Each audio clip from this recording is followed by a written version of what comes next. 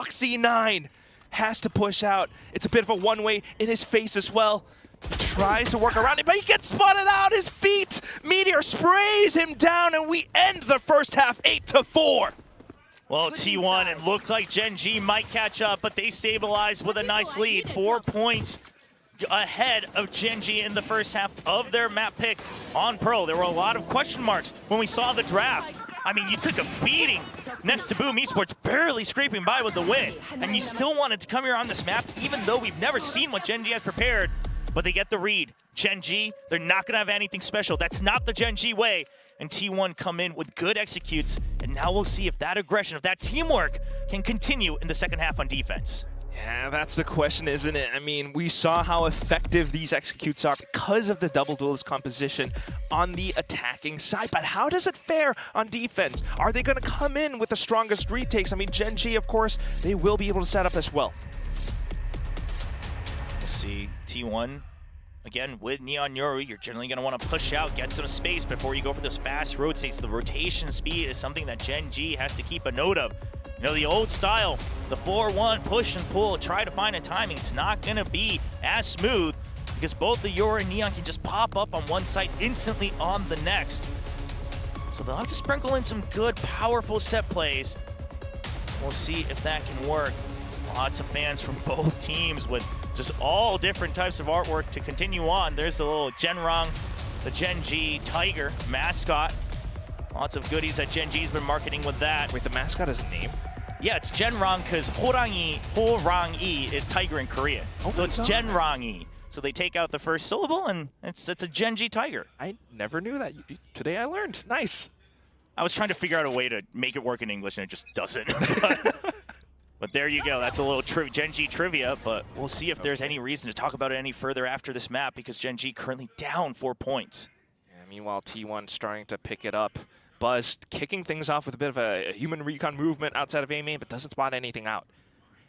Then an instant clear onto mid from both sides. Yeah, so T1 just saying, hey, well, now you guys are going to be separated if you're not all 5 stacked onto one side. Turrets, that's one person.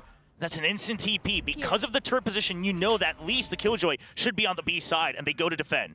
Yeah, Texture might have hurt that gate crash as well, so this might be the call for the A squad to head into site where, unfortunately for Gen G, Stax and Carpe are really close around stairs. They might have been noted as well. Buzz spots out Foxy9, tries to get the relay ball in for the pinch, crouches, and gets the headshot, but Texture answers right back with the Sheriff. Well, round 2, here comes Meteor.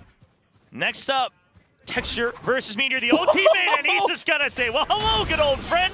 I'm gonna go join my team. Meanwhile, Gen G gonna start to push out of the site, make sure that they have room to work with. All 3 next to bunker, ready to wrap around. Carpe coming in to cut off Texture, but Texture's timing could be impeccable here. He's waiting to see where Meteor's coming from. Stax gets 1 kill. There's still 2 members around the site. Stax brought down low. Carpe gets a good one. Yeoman's still alive. No, you can't take your utility out. You have to fight. And fight T1 will as they go up 9-4. Just the one micro decision. He thought about it to possibly support his teammate on the site, but unfortunately it bites him in the back. T1 up with the 9 wins now. And now with the pistol, possibly a 10th. Yeah, you just see the importance of that pistol, just how much you can snowball up from it. A little bit of chaos, maybe a little bit of scrappiness, but that is something that T1 was born from after yesterday's match. We've seen it. They're able to continue on playing at peak form today. All the individuals truly showcasing kind of the hope and the style that people wanted from this squad, from this type of roster.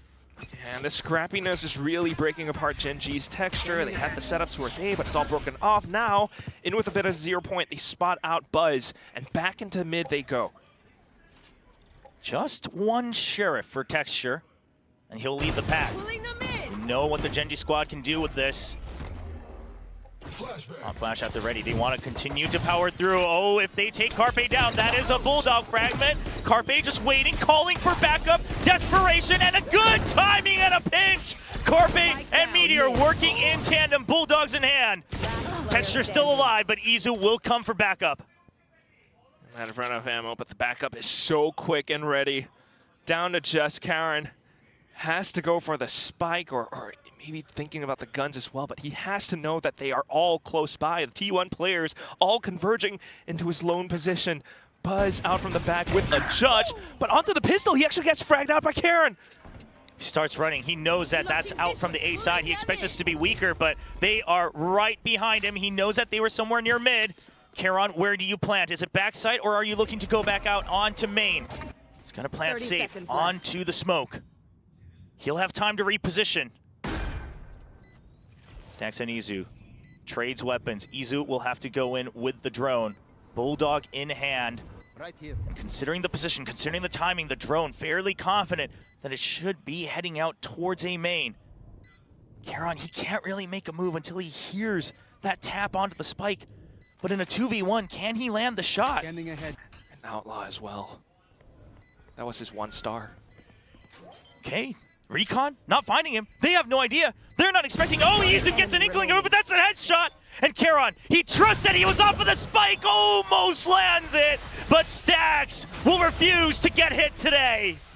Went for the wide peak. He tries to strafe and reset his crosshairs, but Stacks sidesteps as well. Down to the one-on-one, and T1 remain calm. They regain their composure, and they strike back. Still though, not too bad of an eco for Gen G. They robbed so many guns away, but that's it. Now the score still is at a pretty desperate 10-4. Yeah, right. If it was a 7-5 half, sure, we can say, okay, lots of damage done, time to come back. But now 10-4, if by some chance this starts to slip away in this round, then before you know it, the map's over. So Gen G, everything on the line. They know about the Outlaw, full armor in hand. And Izu will just TP out for the time being. It's still a double setup. Gen G trying to pick up the pace, but this could get dicey. He TP'd out and went for a re-peek. Sends in another gate crash back in towards tunnel again, just for backup. Meteor close by with the Sheriff trying to find some shots through. If this Outlaw can find value, that would be huge. And there it is. Yeah, the Jet taken down as well, so no dive onto the site. Meanwhile, look at A main. Buzz is clear. He's been peeking non-stop. Sure, just a Bucky in hand, but that'll be enough to delay them to get that information. Now you know there's at least someone looking onto A, so it's not out of the realm of possibility. T1 choose to go for a hold on the default. They'll give up mid. They don't care. They have the numbers advantage as long as they have information that there is a rotation, perhaps a pinch. And with Buzz continuing to re-peek, he's gathering more information. This might inform Stacks that they could be rotating and finding a different route into the site. Fortunately though, Karon with the one tap ends Buzz. And now it's just down to Stacks on the site itself. Meteor alongside Carpe in for the rotation, but they hear the footsteps, the stampede out from stairs. And there's going to be the Cosmic Divide, really negating any type of info that Stacks was looking to get. Stacks trying to go for the spam, just barely missed. Oh, actually, never mind. Lands right onto Yo-Man. He wasn't too happy about that one. Meteor confirms the position of at least one player, but quite a spread out from Gen G. Jump peeks to check close from T1. Still a possibility, 4v4, 2 rifles in the hands of T1 members. They will start to fan out outside of the smoke. There's the clone, it gets information, a pop flash as well. An instant trade, 1-1. Carpe starts to defuse, they're trying to block him, but he does get the half. And so time bought for T1. The spray against the wrong person, and T1 will lead by 7. Just body blocking, sending as much as possible out of the smoke. That was so smart, so clever with how they actually planted that onto the A site. In with the clones and everything that Gen G tries to deny. They actually get blinded by it. They actually get suffocated by it. And down with the shots, they still got the kills. But the round, the defuse, all stuck for T1. You get that one kill and you think, surely it's gonna be the diffuser. And they try to double check just in case. They were like running out of ammo as well. Oh my God. You get the kills, but you don't get the round. That's the one you wanted. That's the one you wanted from your buy round. Because T1 now 1 away from map point and still rifles across the board on both sides. And Gen G this time waiting for a push out of information from the T1 side. Otherwise, they'll clear out. They want to get rid of some of this utility in mid so they have a bit more freedom the later part of the round. Tell you what though, Chobra, the push out actually happened on the A main area, and that's where they are posted up. T1 now getting a little bit more information. They are also informed that there are players headed towards Art. And so Izu, he can take a little bit more time, get a little bit more aggressive, has that gate crash as a backup. And Texture just gonna dry peek in. He's got that tailwind activated. Carpe, he's sharp with it. Yesterday, perhaps that was enough warm up, but a good jump peek out from Munchkin. But it's still just mid that Gen G is taking a hold of.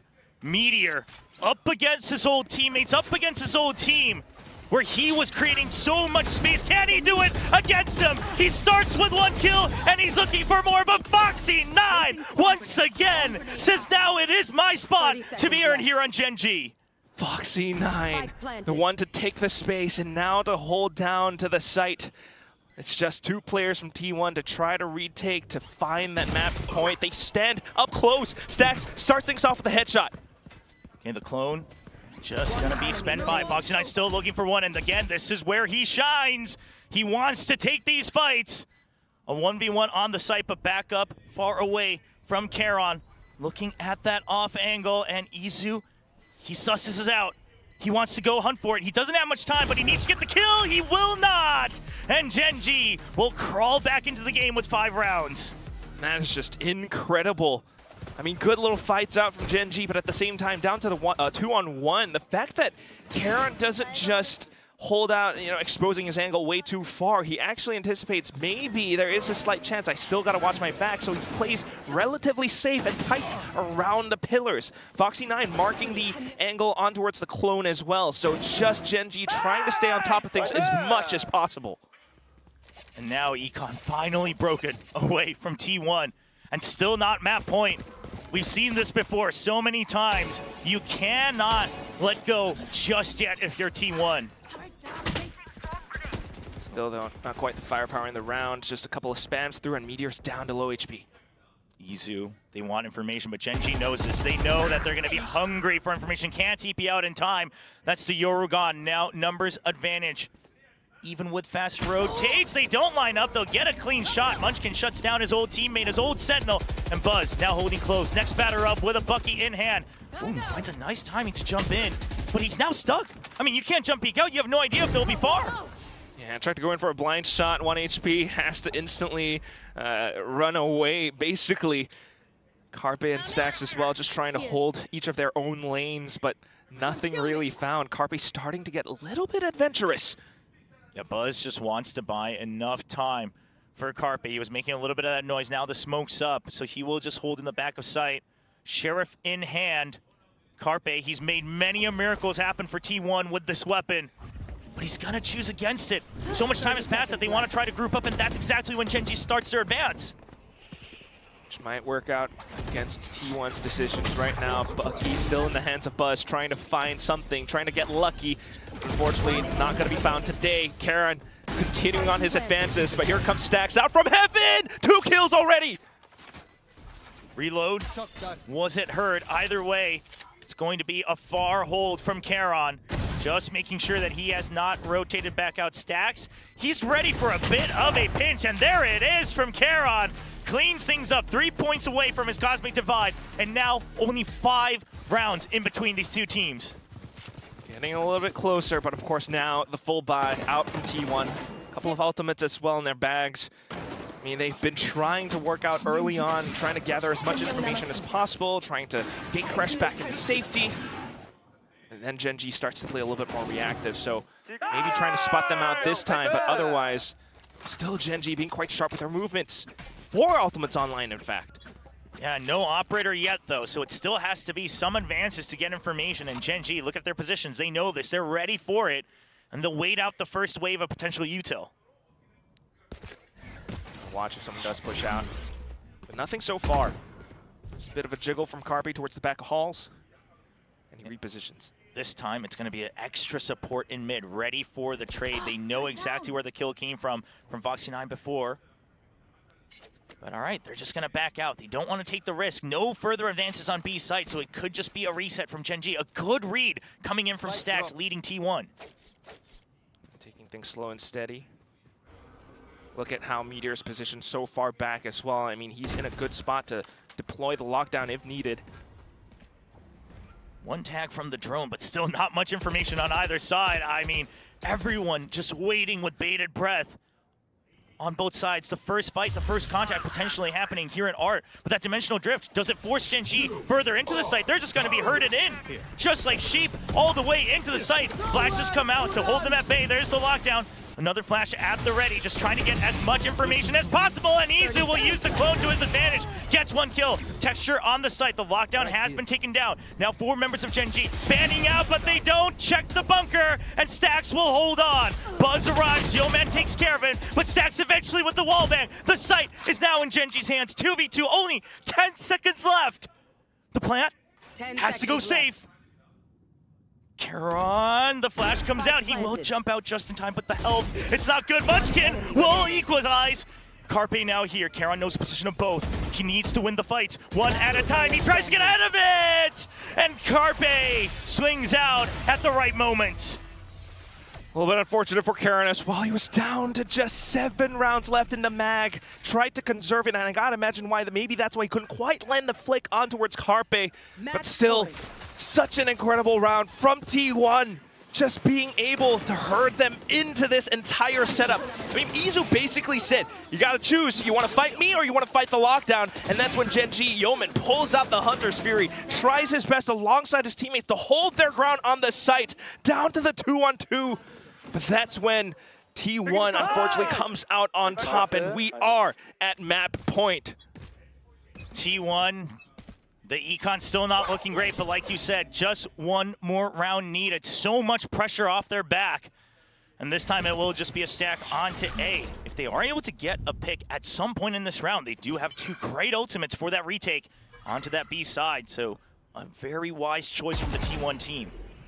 And all of them bunching up together inside of Art. They might have heard the, a little bit of a Vandal burst, trying to look for the pinch on towards Foxy9 now, but he's backing and tailing away. Meanwhile, the whole hit goes in towards the B site, and Meteor just kind of left defenseless, gives up the site to Gen G.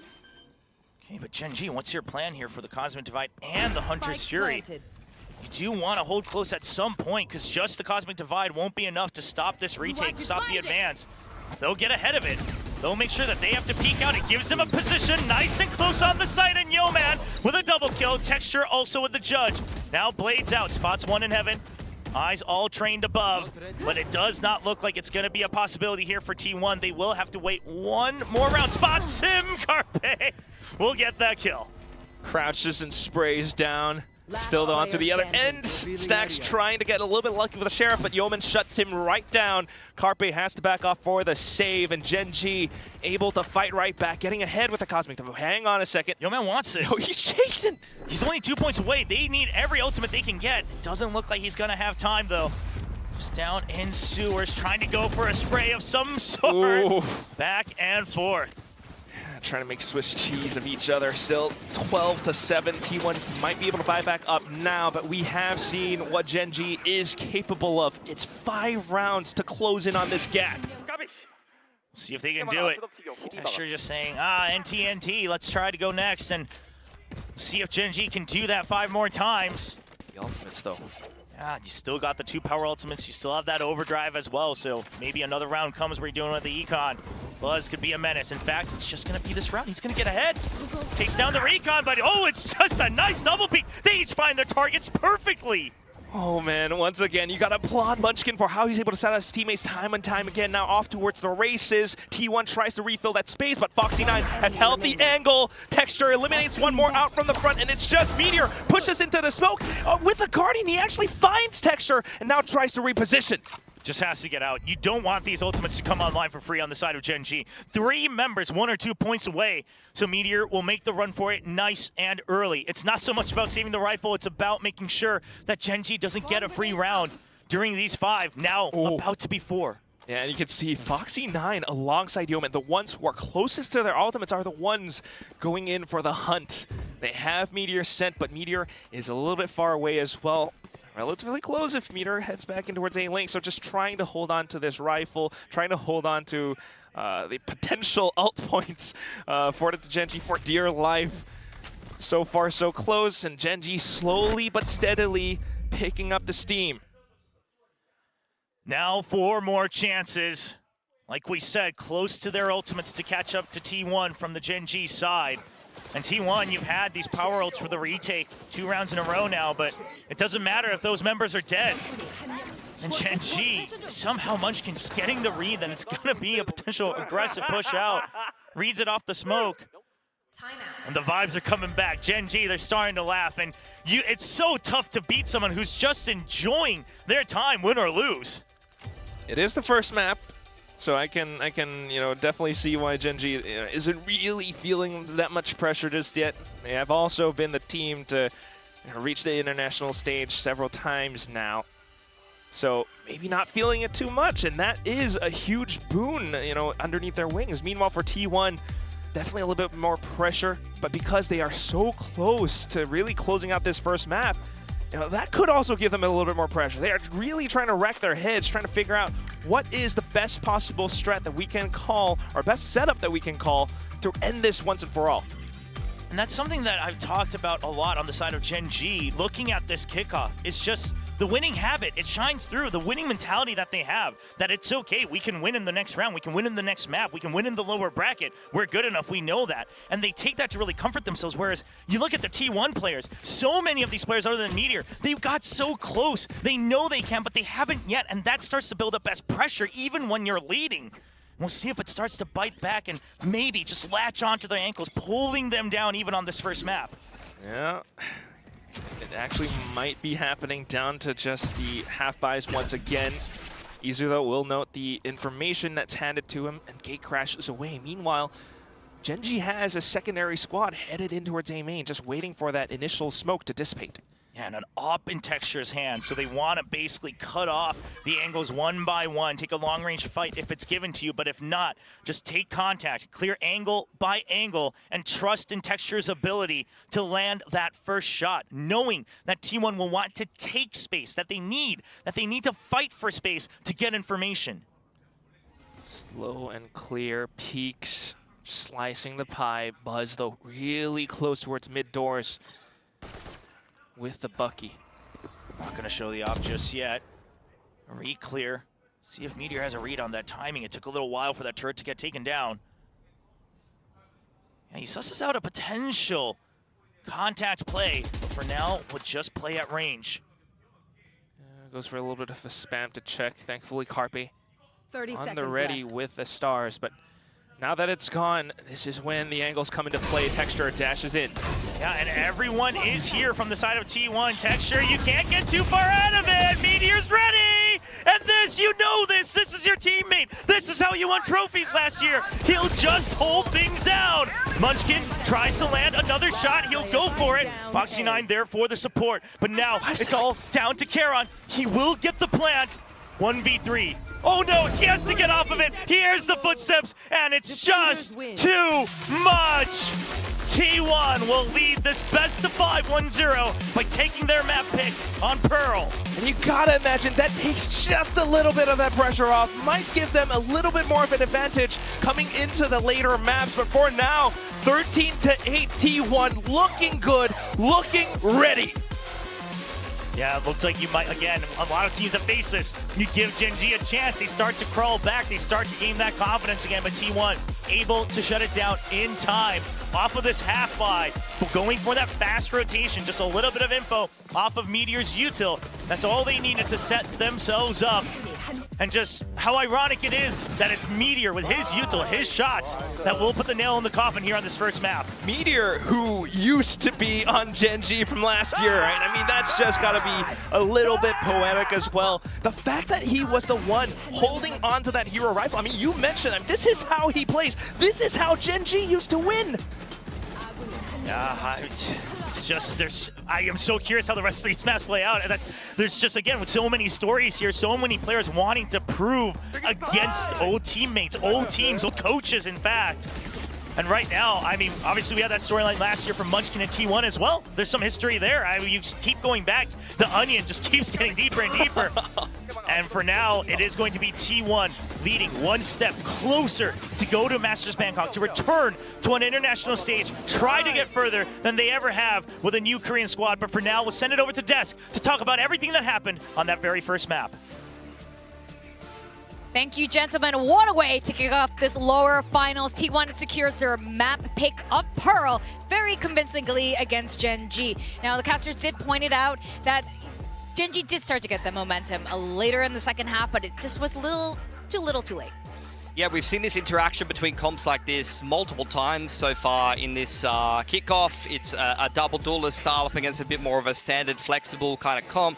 You've seen it from RRQ Secret in those kind of games, plenty of times. And I felt like Gen.G on their defense, they just didn't really disrupt what T1 wanted to do on attack well enough. Like 8 out of 8 post plants, that attack's gone exactly how they would have wanted. And I was kind of questioning this Pearl pick, looking at the data that you've seen from the off season and coming into kickoff, but they showed exactly why they wanted to play it. And I was very, very impressed by Carpe in particular. He had a great game on the Astra in the back lines. Like Buzz had a bit of a slower game, just creating a little bit more space on the Neon, like we've seen from a couple of different Neon players on this map. So very impressed right off the bat from T1's first map here. And over on the side of Gen.G, unfortunately, when they've started slow in this tournament, they've done poorly, and this is another slow start. Yeah, I would have loved to see them come in stronger today, because we knew this is what T1 wanted to do, right? They wanted to punch you in the face. They wanted to hit you as hard as they could, as early as they could, running this double duelist down your throat. And Gen.G couldn't seem to stop it at all in that, especially in that first half. I think they fell a little bit too far behind. It's great you highlighted Carpe. He's coming in on such short notice, had a lot to prepare for this best of 5, but he looked very comfortable all the way through this map. The Astra seemed like a very natural fit, so I'm very happy to see that working, and that bodes very well for T1 for the rest of this series. Absolutely. I had a lot of question marks about Carpe coming back in. I mean, we've seen him play last year. He's not new to this, but to put him in at the nth hour was a very curious move. Now, like you guys said, with this comp, they've been moving really fast against Gen.G. Yeah, I mean, this was the bonus round in the second half here, so you want to take more risks on your bonus round, and this is how they got that first kill and opened it up. And then one thing that I really wanted to highlight is just how efficient this retake is. You want to smoke, stick the bomb. They're trying to block this Astra pull as well, just making as much chaos as you can possibly make, and that's how you get away with these retakes. But if you can convert it in a bonus round, it's absolutely huge for your momentum. They carried that across the line. Without that bonus round, things might not look that way. Yeah, for sure. And then you see some of these slower rounds on the attack from Gen.G as well. Yeah, I mean, I really wanted to highlight this round. We talk a lot about T1, about this super team, superstar personalities, but this was really great macro. We see how they pressure A main, but leave the Killjoy behind it. They're active all the way throughout the map, poking and prodding in the middle of the map. They use the Yoru ult to get all the information. They get all the people to the site in time. Yeah. It does manage to trade down, but they won this round because they were there fast enough because of the macro. This is good coaching. This is good strategy. T1 is not just a team that's going to shoot you in the face. They're clearly thinking as well, which is exactly what I want to see. And I think Gen.G just a little bit too readable, first of all, like running the clock down so much when there's only the Sova to define info. A lot of the time when you're playing that single init style that T1 is, they have to rely a little bit more on being active on defense and looking for info. I don't know if Gen.G necessarily pressured enough and denied that info to them well enough, or maybe pressured Art or Link, for example, but also they just started way too slow. After you lose the bonus in Valorant from an 11-4 scoreline, the reason why it's almost impossible for a comeback is at some point the other team's going to have multiple ults online. And you didn't see it in the minimap of that round, but you talked about it briefly. They had Sova ult, Yoru ult, Killjoy ult, all in the same round. When you're down 11-4 and you've got to go through those big ult rounds that the defense is going to have online, you're going to lose at some point unless you play absolutely perfectly. Yeah, I mean, when we talk about this T1 style of how they built a team, right? We know it's based a lot around individuals. So it's a little bit like peanut butter. Sometimes it's crunchy and it's rough and it doesn't always work out that way. But that felt like a smooth map. I really enjoyed that. I like crunchy peanut butter anyway. I felt like they understood the map. I'm really happy that they picked it. But going into Lotus, I think that's a little bit of a different story. Lotus might be a different story. Now, the caster is reporting this out as well about Meteor knowing how Gen.G operates. He was part of that Gen.G success squad last year, and this could be a large part to lending to their success. I wonder if that will carry on to Lotus. But Gen.G won all 3 times they played Lotus, and not only did they win, it was dominant. I mean, you could really describe this Gen.G Lotus pick as a staple, really. It's a staple of their map pool. It reminds me of when I was a kid, I used to eat these milky breadsticks. They'd always be on the table, and that's what it's like for Gen.G's Lotus at the end of the day. It's always in the map pool. They're playing the same style. You know what you're going to get, but it's just good, man. You know what's really good? Milky breadsticks together with peanut butter. Perfect. kind of like this match we're getting today. This is a perfect matchup.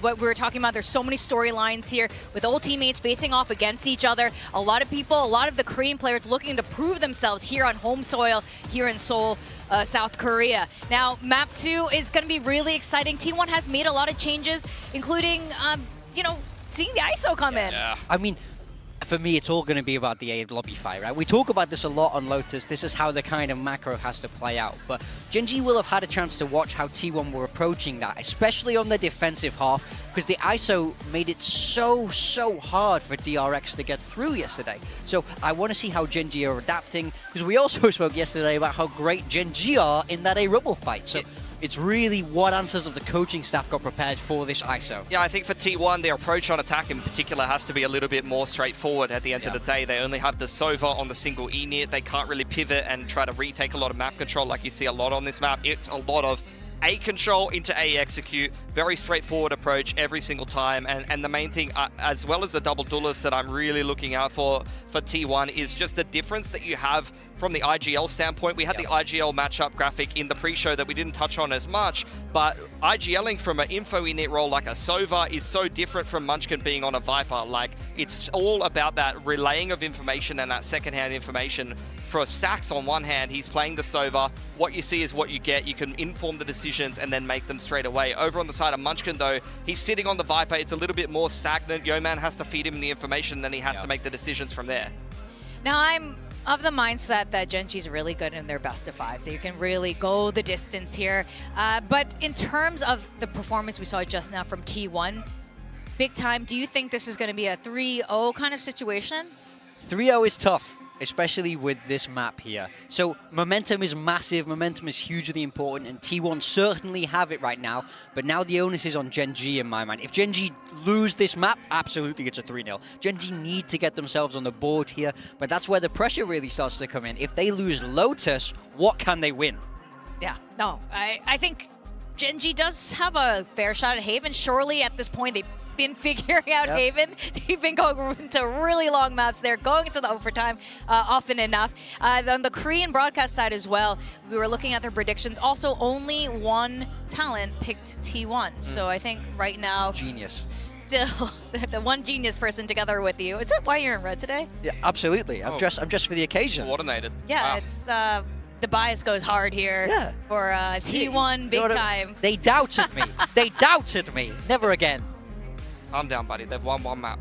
Okay. We'll see. One map. When they win It was one, a good map, though. It was a good a map. damn good map. they got me fired up. T1 keeps surprising at the end of the day. Yeah. They keep surpassing my expectations. Carpe performed very, very well. They played different comps. They picked a completely different map and went a completely different direction with the veto than I expected, and it's working out. So let's see if they keep defying those expectations. Yeah, you're right. Exactly. It's been very surprising, actually, letting the map draft go the way it does. But you know, it's a best of 5, and there are only so many maps that you can ban. It's only one, really. Yeah. So we are going to be going to Lotus. We did see not a great Lotus show up from T1 just yesterday, with new players being swapped in, new comps being changed, and here we go. So nothing's really changed in terms of this, but I'm sure there's a lot happening together with the coaches and how they're going to approach this. Yeah, I think for Gen G, they're going to play what they know. They're going to make small adjustments, and what I'm really looking at from them is, like, where is the drone on attack, for example? T1 is going to start on attack.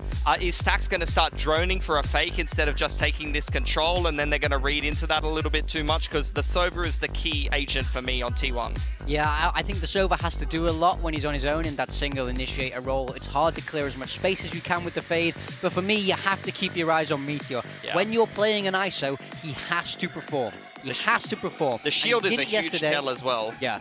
Yeah. Absolutely. That's something Gen G are going to be trying to key off, but Meteor has to perform today, just like he did yesterday, if he wants to get T1 over the line on Lotus.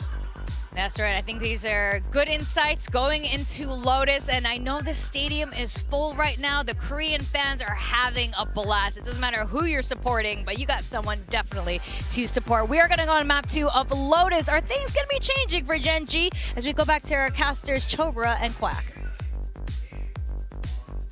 I gotta say, I agree with the desk. If Gen G can't win here, sure, they're good on other maps as well, but this is their home ground. Like, this is where they always go to say, well, we at least get this one. So if they cannot take down T1's new composition with the ISO and the Sova, there might be some concerns floating around. Yeah, I mean, things like that, especially when you are this dominant on Lotus, it could inflict some mental damage, shall we say. At the same time, though, I mean, T1 have shown quite a bit of resilience in that matchup against DRX yesterday. You know, they started things off a little bit rough, but they came back so incredibly well, just ending the entire map 13-11. So just seeing how this composition can work out, you know, Gen G does have to adapt. Yeah, obviously a little bit of tape from yesterday, like you mentioned, but I do want to point out one other thing. Gen G's Academy team, Gen G Global Academy, has also been seen running the ISO here on Lotus. Oh. So if there has been any scrims within the team, it might not be as shocking as it might be for a lot of our viewers. Okay, so Gen G might be prepared for this, possibly starting things off with a bit of a nade as Texture tries to dive in. Meteor off the shields, already cracked up and open, but Buzz and Carpe able to strike back just as well. Continuing to fight off of Rubble, the paranoia gets sent through, and Karen running away. Already down to a 2v2. Foxy9, he's here. They hear the footsteps. Carpe, he's heard it. He's ready for it. But Foxy9 gets him, and now they know the exact location of Buzz. Already down to 70 HP. A good reposition from Karon amidst that chaos. Now he starts to pinch in. The timing has to be good here. Oh no, okay, Karon, nice sidestep away from the sheriff shots, right in tandem with the beat, and it will be Gen G taking the pistol. So quick to really go for the wide step all the way over. And it's a little bit unfortunate for T1. You know, they tried to fight for it, they tried to hold their ground a little bit early, but Gen G does the same thing. You often start things out with an early C's nade combo, but this time Gen G just kind of holds off for the first few, 10 seconds maybe, and then sends it over to the back of Rubble rather than to the back of A lobby instead. Yeah, and I love that that's another change here, because in the future rounds as well, T1, it's not that much util to fight off Rubble. They'll oftentimes use the undercut just to push people back, but if you're ahead, if you're positioned well for it, you can get ahead of that contingency wall and continue the fight. But for now, with just pistols and a shorty in Buzz's hand, T1 looking to pick up the pace. Obviously, no Vice on the side of Gen G, so they can get in, but do they get in alive would be the big question with the Viper and the Killjoy. Yeah, Munchkin, he is ready with the Spectre, possibly a Snakebite as well. Foxy9 just holding the off angle, spots them through. The Nanoswarm's already chipping and burning them away as he sprays and prays. 2 kills to his name. Munchkin onto the double as well. Karen from the back. It's a flawless round for Gen G. And I love that decision, right? Because if you're stuck behind that Nanoswarm as Munchkin, you can't help your team, and suddenly all of you guys are taking 1v1s, 1v2s. But you say, you know what, I'll take the chip damage, but wait, we got better weapons. I can, run and gun. I can spray them down, and he goes for the assistance so that they can make sure they clean up this site. And it is a very, very swift shutdown for the Flawless out from Gen G, and there's the scream. Karen, I love it, man. I love it. Every time he does that, this is something that really drives their spirits up. But at the same time, T1 getting a good read for things down. Here's that contingency wall. They're trying to push alongside it, a bit of a high-low, and they managed to strike down one, but still continuing to spray on through. Karen able to get something, but gets traded off as well. Yo, man, he wants that timing. He finds one. Dances around the smoke. Can he land a second? Not quite. A good wraparound from Iza will give the numbers advantage to T1, but they've already taken some damage. And Munchkin, he's going to go for the trade. Now 1v2. Foxy9. Can he do it again? Can he do what Meteor has done so much for Gen G last year? And he reads it. Stacks. That box. It does not protect you. Down to Meteor versus Foxy9. Again, these two again. The shield's gone. They just can't avoid this showdown. Meteor wanting to prove that he was a core part of Gen G last year. And Foxy9, he's been proving the doubter is wrong through and through. Waits for a wraparound. Knows that Meteor has to go for a crafty play. But time not on his side. Foxy9, you have to start clearing the site soon. And there's still so many corners here on this A site. Checking close. He even wants to check heaven. He's getting greedy with it, but he finds the timing. Knife out. Now he needs to go. He knows he needs to get the half. He's trying to draw him in. Just one more chance, but no time left on the spike. But his mission will be accomplished. No weapons left on T1's side. It's destiny. It has to be when it's these two always back at it again. But this time, Foxy9, he's going to be the cold one to take the kill, kind of like a bucket of ice water. He pours it over onto Meteor and takes the kill. Still, though, the round over onto T1 just definitely gives them quite the value that they're looking for. Maybe a bit of a morale boost for Gen G, but still, you need quite a bit more. Yeah, and just a nice instinct there to spray down the box as well. And a little bit of just discussion on that last firefight from the T1 members. But now we do have the kill contract online. Meteor's generally been pretty good with it, but he started to falter yesterday in the last couple attempts with that ultimate on the ISO.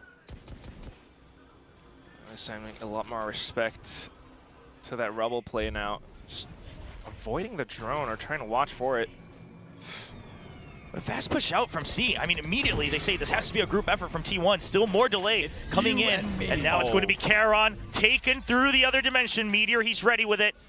Repositions with the knife, and Charon! He has his crosshairs trained on the target. Eventually still surrounded, but that's the ISO gone. Time bought until the spike gets planted, but a 3v4 for Gen G. A little bit tricky. Buzz is close to the showstopper. Yeoman trying to be as cautious as possible, trying to regroup with his teammates. But do they know that Izu is hiding inside? They do. They check and clear him out with the Prowler. And he's just going to keep repositioning. All he needs to do is buy time. You've still got 3 members on site. Your teammates locking things down. Yeoman tries to get ahead of it. They want to spread out their angles. They want to get us around. But Carpe, he reads right into the plans of Gen G. And that's a double. That's the round gone. Munchkin, can you get out alive? No. 2-2 tied up. Just marks around the edge of the smokes. Carpe still providing so much value to the T1 squad, and at the same time, just the entire game plan. Sure, Meteor was huge on the kill contracts yesterday. This time he's playing against Karen, who's incredible in the 1v1s, but the value wasn't just the 1v1. The value is the fact that they get to rob that one player away. As soon as Karen exits that dimension, T1 are able to collapse in on him, finding that numbers advantage. And just as hot as Gen G started, now they're cooled off. They're back 2-2. And now without the weaponry, but Guardians and Sheriff, this is what Gen G always was able to overcome adversity with last year, 2024. It's a quick push out, the trap play around C Mound, but no one to be found. So you have the information, but you've already lost a bit of util, and again, you don't have full weaponry. That's a little bit of timing lost as well, and Munchkin just trying to get within range carefully but surely alongside the teammates as well. Foxy9 and Yeoman right around the corner. They know that they are inside the A site. They know that T1 are holding these angles against them. How do they fight? Yeah, and I wouldn't be surprised Buzz just launches that showstopper at some point as well if he really wants to. Try to get that rotation going quick. But for now, still paint shells online, and there it is. Showstopper goes up above, and he gets both! Nobody will drop down onto the site. Carpe there with the trade. The desk praised him, and he's really right back in the zone today in the lower finals as T1 take the lead 3-2. So quick to find those trades as well, just instantly calling for it, setting his teammates up for it. I'm gonna go for this, guys, get ready. And he, as soon as he sees a single head, sends those paint shells to hold, you know, the second part of the squad back towards top. Meanwhile, the showstopper goes into drop. The double kill on that was just chef's kiss. Oh, and the recon as well. We saw what value the Silva was able to bring, especially from the defender side as Buzz. That's your boy. Yeah, bring up that energy. That's something that was missing from T1 as the pressure locked him down, but this time they are fired up. They are heating up. And now once again, Rebel fight. This is Gen G's home, but only 8 HP. And T1 continue to win out on this zone. Oh man, Karen trying his best to play around the doors. Munchkin off to the other side of the toxic screen, but he's been spotted as well. Down to low. Karen able to find a bit of a double. Can he get the third? Yes, he does! A quad! But Stax takes down his life. Foxy9 against his old IGL everywhere he goes. It's a nemesis of some sort. Stax now ult online, but no time, no space to use it. Reposition, but the spike should be relatively telling. Foxy9 once again will clear all the way around the site, but last time that meant he didn't have enough time to go for the defuse. He needs to consider it carefully. Full kit of utility as well. Yeah, you got drone, recon, shocks. You have the turret, but for now, just a tap. This is the only location possible! And Foxy will return the favor! He gives a nice little stare down to his old IGL across the stage. I love to see it. A smirk on his face and says, we aren't done yet. As they tie up the score 3-3, Foxy9 just repeatedly showing up for his team. Still though, Gen.G almost got evicted from their home in this rubble fight. Sure, there were a little bit of discussions on how the firefight all went down, and maybe this is the fruition of it. T1 finding the adjustments, playing around the edges of the smokes. Karen, though, he did a lot of the heavy lifting, just holding the off angle from the site. Yeah, once again, another rubble push out from Gen.G. They've been so good at adapting this on the fly, even in each map. And this time it's going to be the paranoia, the haunt, everything used to make sure they position texture. But T1, they want none of it. They're going to switch things up. It's going to be pressure on to C. Foxy9, he's playing really close. He has the lockdown. Might need to play a little further back and back into towards Waterfall if he's to deploy that thing. And at the same time, Munchkin right around the corner. He's one away from the Viper's pit. They're looking for something, hiding inside of the smoke, and there it is, kind of lined up. Foxy9 with a double. Munchkin off towards the top. The shield procced up. Meteor trying to stand tall, but Munchkin alongside Karen deny entry for T1. Meteor, you might still be able to frag, but you'll miss us. That's Munchkin and Karon telling him that the teamwork will trump the firepower on that side hold. Leading 4-3 now, 5 ultimates online. And what a play from Foxy9, knowing that it's going to be the ISO trying to sneak into the smoke to really lead the way. And if he doesn't get the first kill, that he just has to let go of the site. And sure, he could have played retake, but the backup arrives, so he knows. Munchkin's starting to laugh at that scream as well, but Karon's not stopping. He knows he needs the energy. Another full set of utility from Texture and Time, but it's going to be the kill contract right in the middle of the battlefield. Everyone falling all around them. Texture peeks out, and he takes the shield down, but cannot stabilize. But at the end of the day, Gen.G will clear the rubble, and Stax answers back. The fight just does not end, and where is Izu going? Where did he come from? Sneaks all the way through B site. It just feels so incredibly relentless. Izu now just nipping at the heels. Munchkin trying to hold off to the off angles. Back in towards Blue Room. He didn't know that there might have been a bit of a noise off towards the back. Or at least just trying to stay and play it safe. The door is being pulled open. And Foxy9 tries to get ahead. No! Sniped down midair by Meteor! Once again, the door revolving. Munchkin just takes a guess that everybody now on the site sees the trip. Not gonna quite land the shot past the box. Tries to go far through, but it's well beyond the walls. And now with 3 members and a trap wire in the way, Meteor answers right back. And we go again, tied 4-4. And both sides, all players, really not letting a single opportunity escape. Yeah, the replay team's got to work overtime for this one because there's just so much that went down. The Nightfall, Texture trying to get ahead of it, might have thought about possibly using the showstopper, but gets pulled away by Meteor's kill contract and off the shield, not able to fight back against it as well. And instantly Stax being able to find those trades with the Hunter Sphere just affords for so much space onto T1, and that's how they were able to get into the A site. We're back in for another rubble fight. Again, ult's still alive for Gen.G. It's the same setup. Just trying to send the Rays past the contingency. The paranoia to keep the second line way behind. T1 this time says, we'll take your util out. We'll gladly go to the other side. Gen.G makes a quick read for it though. And Foxy9 just trying to make them check that smoke a little bit closer this time. Spending noise again, but it's a double up already. Munchkin is here and the pit goes up. T1's already inside. They are past it. Do you read this lockdown also used? T1 now trapped in the corner, but what's the play, Gen.G? How do you eliminate the targets? You might have herded them into the corner, but can you make sure you win the fight? They are well outside the pit. Carpe gets above, it's a high-low, but spike down, they dirt it. They hear the Shroud of Step, but they can't win out. Buzz peeks out, but Yeoman and Karon will surround, and now Stax and Izu shut down, away from the site. They have no way in. 2 ultimates, and it does all the work to put that roadblock up against T1 now. Down to just Stax and Izu trying to hold on the edge of the smoke. It dissipates and they're looking for the angle. Yeoman's holding. Karen alongside Texture in for a bit of an off angle. Texture gets ahead, exits the cyber cage, so maybe baiting out the spams a little bit early, and Yeoman will spot out the first. Down to just Stax as he tries to get ahead once again. Yeoman sprays him down. Gen.G start to get away. And only 3 away for Yeoman from that Nightfall as well. So that'll be coming up in a little bit. You still got that showstopper to make sure you can buy some time on Texture, but just a good push through. The timing's very well done, so you can always trade out because you know that they were cornered. You heard the Shrouded Step, and you're well aware of the member above. and then just refilling the site, using the numbers to their advantage. Gen G trying to stay calm, as this is still neck and neck. Only 1 round difference once again. The economy on towards T1 side, slowly starting to get away now. In with the contingency and the Rebel fights again. Karon Shrouded steps into safety. Munchkin trying to hold true. They're getting back into the site. Meanwhile, T1 continues to spam away. Munchkin holding a really tight angle. He'll reposition.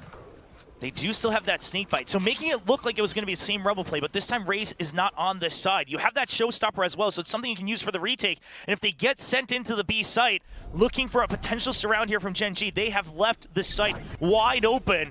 And you start to hear some of that movement far away from you, creating that distance. And now, ball's in Gen G's court to try to surround them at a perfect angle. And this is just perfect macro game from T1. They've been conditioning Gen G to go in for these A as well as C holds right now. So in for the B fights, an early boombot just to clear for the forward space.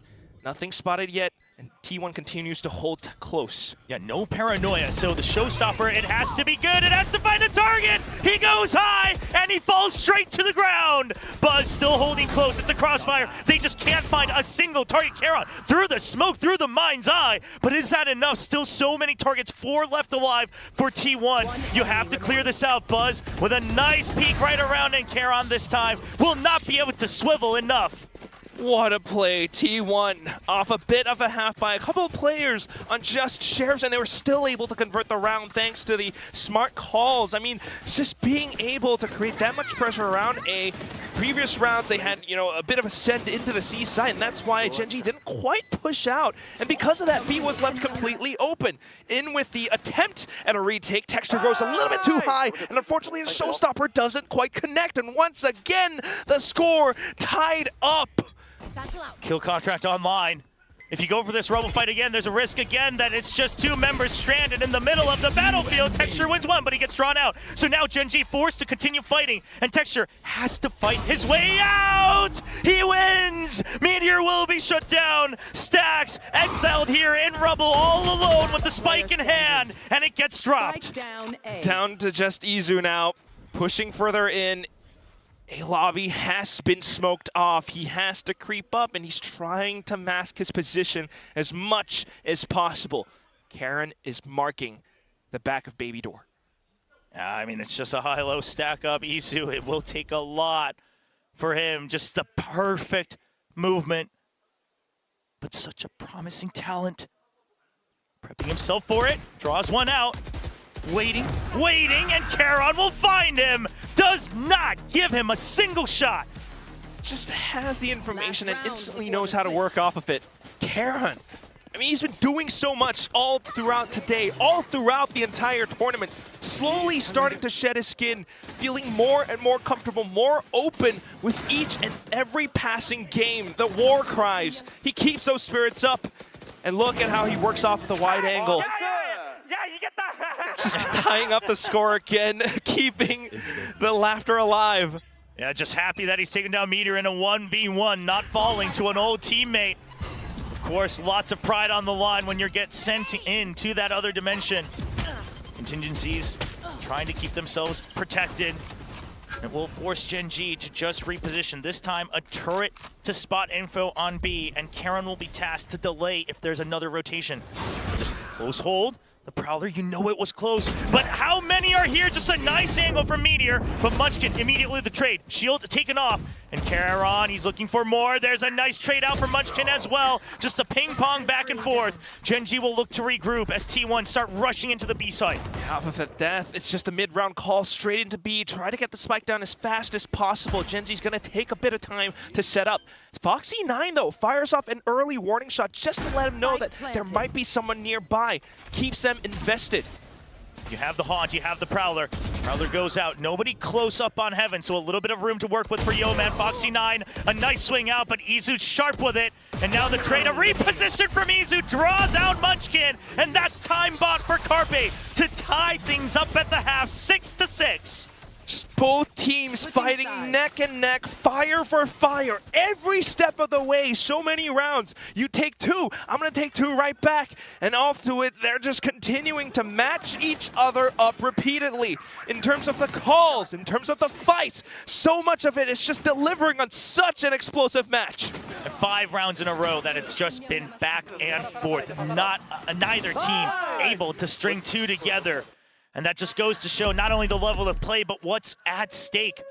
Not just a ticket going to Masters Bangkok, not just a chance to face DRX once again to try to exact revenge, but on top of that, the pride to be called the best team in Korea. It's been rotating amongst these giants, the Korean orgs here in VCT Pacific. And quite frankly, I mean, DRX, they let it slip, they let it go over to Paper X. There was no longer a King of Korea because it didn't matter. Gen G comes back. They take the title for Pacific, and now suddenly they find themselves having to crawl their way out of the pit once again. Yeah, a new challenger as T1 steps into the fold. In the year of 2025, the roster shuffles. It's a very iconic shot every time we see this player cam. That's true. But yeah, I mean, there has been a lot of hype surrounding this team, and if they are able to tie up the score at the end of the first half against Gen G on their home map, that says quite a bit. We'll see. That is, you know, a relative success, I would say, especially within Pacific, to break through Gen G's defense, as it oftentimes has been so strong. The rubble fight so intricate, and then so much delay on that C side. T1, they get just enough, and now ball's in Gen G's court. Looking for a B hit right off the rip. Some early pings throughout Rubble as well, but now the Prowler just a check. Off angles being held by Meteor. Gen G still just waiting for information, but Buzz trying to let them know that there are members on the A side, trying to draw them into that B side, but Stack's losing that. Suddenly T1 stranded a little bit. They have to push out if they want to create space. The paranoia should have landed, but Munchkin buys enough time. It's a nice shot, and now it's a 2v1. Meteor just caught, his feet stuck and glued, unable to move. And now Gen G, they barrel towards the site. So quick and ready, once again, just being able to make those quick decisions, and snappy with the kill on towards Stacks just alleviates so much more pressure. Izu all the way from the back of attacker spawn, and 2 players marking his position. Oh, jeez. Blink of an eye, Foxy9. Just straight through the dome. And that's going to be Gen G taking both pistols this time. So tied 2-2 for the day so far, as they try to make sure they extend the lead. Just holding the angle. With the way that they were able to take these picks off against T1, up around Rubble as well. I mean, a lot of preparation, and at the same time just being ready for a lot of these fights. Well, I was wondering, Meteor, does he go for any type of purchase, as he often always has throughout his whole career? But this time, all classics. Carpe the only one. Going for, no, he's gonna trade that out. I was gonna say, I don't know if that's quite the value. Just going to be a full eco round here from T1. Look at Gen G though, and they're holding off towards the other side. I mean, you don't have a shorty here. Oh, they'll spam him through. Buzz just hiding away. Prowler checks close, and whoa, Texture, we saw where the Prowler went. Perhaps expected him to start backing up, but eventually we'll get the frag onto Carpe. I think he kind of anticipated that, you know, with the Prowler getting so close, that the other opposing player might have to run all the way to the back, but nonetheless, still a bit of stability for Gen G as they continue to march up front, spotting out more T1 players. They know that they're up around possibly stairs, the site, blue room as well. Foxy9's lurk, not quite finding anything, so he comes back in to rejoin the team. Meteor might have been looking for an angle for an undercut. Maybe they thought they could go for an instant peek at 3 different angles. It's a high-low. Gen G, you've been going slow, but you don't have any information. You clear these corners one wrong way, but it's just curiosity from Stacks that will draw death as Texture gets 3 on this round. And no information, but they have the firepower. So if they're able to stick together and to fire and shoot true, they should be able to convert it. And once again, we see it similar to what we saw in the first half. Gen G ends the second round with a flawless win. Yeah, Yeah, you're going to save over a lot of those weapons, upgrade them, in fact, into rifles.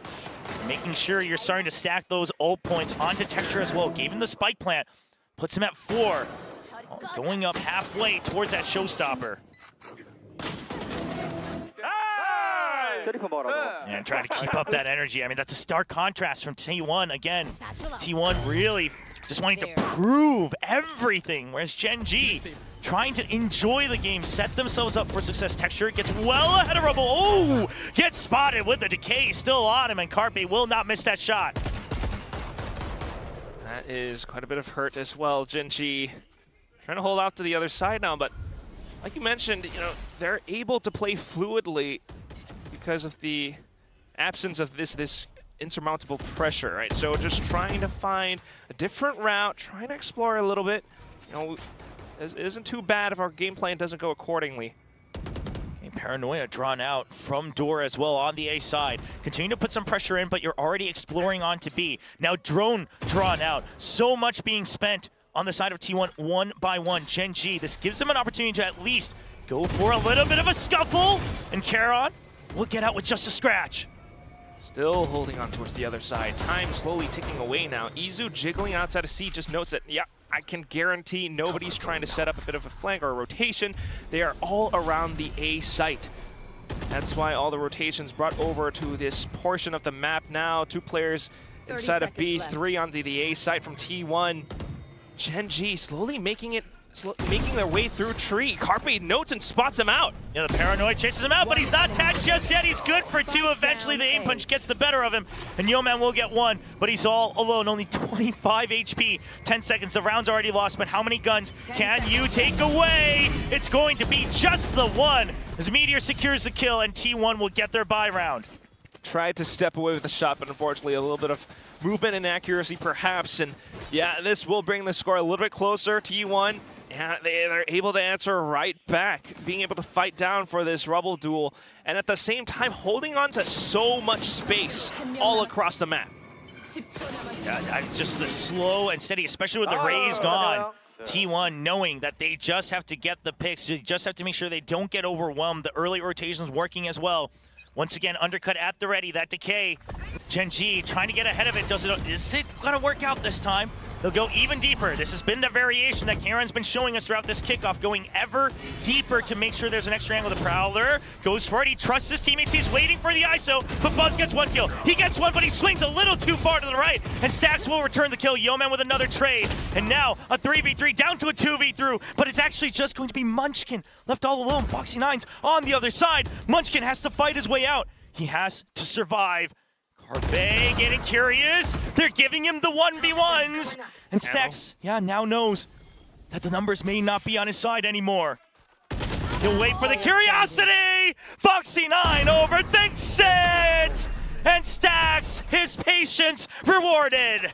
Hopping on top of the roots, and unfortunately that's how he goes down. Stax, this time stabilizing himself, able to find the moments to strike back against the other Korean squad. But down to it at the end as well. I mean, it's so much trust almost paying dividends off for Gen G. Karen's position paid off. He spotted out the players pushing through.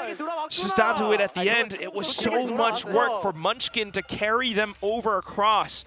The score once again tied up, but this time, Gen G on a half buy. And now Gen G, especially with a half buy, just respecting that undercut. Can't do much off of it. Paint shells come through as well. You know the space has been given, but they're going to position themselves fanning out off of that toxic screen. Paranoia goes through. They just cannot get out. Only Foxy 9 gets taken down, but that space lost once again. Damage onto Munchkin as well. 2 members on the other side, and Stax reads the timing. If there isn't a further push, where else could they have gone? The drone will spot some extra members. At the same time, T1, they continue to hold and maintain this control. It's information outside of C. They have Rubble. You got Meteor inside of B as well. An undercut just to show his presence. Yeah, maybe set up for a potential shock dart as well, but it's not going to land, not going to get the damage. Getting early information with the ult from the Omen. Carpe just scouts things out. Everybody on mound. You have that trap wire in B, so I love the rotation coming in from Meteor. Make sure that you just don't get overwhelmed. There's no cheeky little contact play. The cam's still high up. Gen G, they haven't quite spotted it yet. Oh, man. Their only option is to walk through, and if they do, they're walking into their deaths. Meteor right around the corner. Stax being able to hold. There goes the first. Stax now back up from the top, and he uses the cage to spot out ahead. A second player, Izu, double kills through and through, and down to just Munchkin trying to get out. He gets Carpe down at the very least, but T1 will walk up with the lead. Same story as the first half. 3 rounds in a row, starting with the bye. T1 will answer back and take the lead right back into their own hands. Neither team being further away than 2 rounds ahead of the other. And this time it's T1 back up front. And it is true, you know, what you're saying with how the scoreline has been going, but I am starting to feel quite worried for Gen G because it's taking them a lot of effort just to go for this rubble control, just to, you know, keep the conditioning at play. So timeout being called now just to crack some solutions across the map. Yeah, one of the big things is that the undercut's been going just slightly ahead of that entrance. So instead of just trying to put it on as many people and get lucky, it's really saying anyone trying to get ahead of things, anyone trying to get onto rubble, we're going to make sure you're weakened, and we're going to make sure that we can take you out instantly, whether it's with the nades, whether it's with, you know, our members going forward, Carpe on top of that with the Shrouded Step, whatever it might be. And that really messes with the timing that Gen G has right now. But we have to remember, this past round, you don't have the weaponry. You can still go for that toxic screen play, fan out ahead of the paranoia, and make sure you have util to clear out Carpe before he's able to respond from safety above that rubble. There are variations, and I gotta trust that Gen G, they've spent so much time tooling this fight throughout last year, giving a lot of different examples alongside the likes of Team Heretics that everyone around the world used to copy. It is their map, and now while you were going off, I'm seeing some pings across the map, especially out towards the right side of rubble, so maybe trying to teleport through, but here goes that shield. Buzz getting ahead, just jumping all the way in. Texture in for the showstopper, but he gets denied! Munchkin finds the trades, but Meteor sends out another kill contract. Yo, man, all alone. He can't land the shot. He's just stuck like a deer in headlights. And Meteor will clean up that fight. Munchkin stuck once again. There's the undercut. You know it's an easier fight. He draws in Foxy 9. Shield still up. And Munchkin eventually wins it. Now, another 1v1. No, it is a 1v2. And Izu showcasing the T1 logo as they get ahead 10-8. Just a little bit of pride for the team, but at the same time, this is now 4 rounds in a row for T1. Yes, a 2-round gap. Can it be the third? Once again, they show that they have the chops to go and break down this rubble control that Gen G's so desperately trying to vie for. Oh man, and T1 just liking their calls here on that previous round, the team fight. I mean, we saw it. Isolating those targets, making sure that they're spot on. Again, util from T1, push them away from rubble. And look at the instant rotation, because they know this time, after all those past rounds, that Gen G is going to be set up over on the other parts of the map. So they want to tighten it. They want to shut down potential rotations. Foxy 9 is spotted. You know it's a half buy, and Munchkin just gets shot through the box. And that's enough. Instantly, they back off and go back to their current positions, just posting themselves up, especially a little bit more towards this C site. Gen G kind of slipping already in. The firepower not on their side. Contact play, just a Sheriff in Charon's hand. He spots one, but Izu's already good for a kill from afar. And that's the signal for T1 to just flood right back in. Never giving a chance for Gen G. Oh, to take space, but Charon, he has other plans. 2 HP on Stacks, but the paint shells, it's just too much. It was saved over from that rubble. The paint shells. I mean, he had no option. It was to either go back in to peek out where he might not know his opponent's positions, or to unfortunately walk straight into those paint shells, and it's just so suffocating. There it is, the 3-round gap. T1, they found a commanding lead against Gen G. Rubble not working out, trying to go off to other parts of the map, but then that's just making you a little bit too easy to read. And now a showstopper for Buzz. Oh. T1, they're hanging back. Buzz is waiting for a signal. Meteor 2 points away from the kill contract. And again, it's the same play. You go for just the baseline of utility first. If there's no fight, you save it over, drone out mid, and then they'll set up for that C site. Now Gen G, they recognize it. They will look to re-clear that middle part of the map. They want more space to work with. But even if you do push